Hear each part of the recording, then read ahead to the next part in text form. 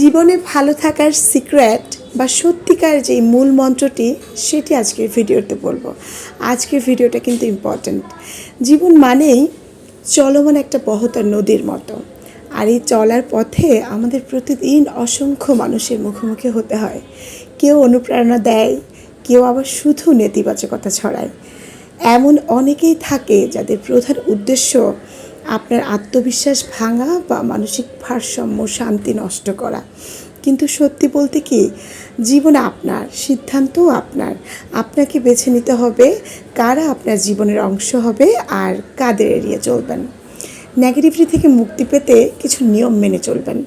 এই নিয়মগুলো হলো: 1 নাম্বার, ইগনোর করার শিল্প রপ্ত করবেন। সব কথার উত্তর দিতে নেই। কিছু মানুষ থাকে যারা শুধু মানসিক বিষ ছড়াতে আসে। তাদের কথায় প্রতিক্রিয়া না দিয়ে নিজের কাজেই মন দিন। 2 নাম্বার, নিজের মানসিক শান্তিকে অগ্রাধিকার দিন।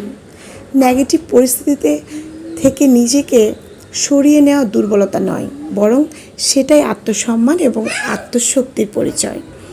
নাম্বার 3, ছদ্মমিত্রদের চিনে নিন। ছদ্মমিত্র মানে কি জানেন? যারা ছদ্মবেশে বন্ধু রূপে থাকে। সবাই কিন্তু বন্ধু হয় না, অনেকেই বন্ধুত্বের মুখোশ পরে অপেক্ষা করে আপনার দুর্বল মুহূর্তের জন্য। সময় থাকতে কিন্তু তাদের আপনাকে চিনে নিতে হবে, সাবধান হতে হবে। 4 নম্বর পয়েন্টে আসি।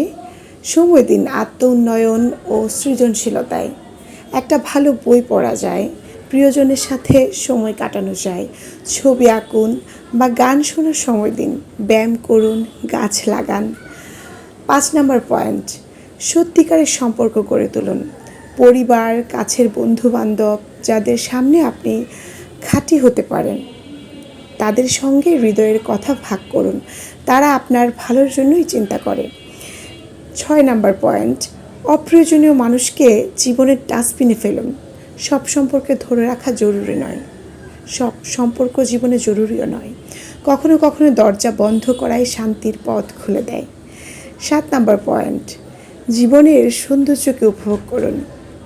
দয়ালু হন, সবার প্রতি কাইন্ড একটা মনোভাব দেখান। পৃথিবীটা দারুণ সুন্দর নতুন কিছু শেখার জন্য।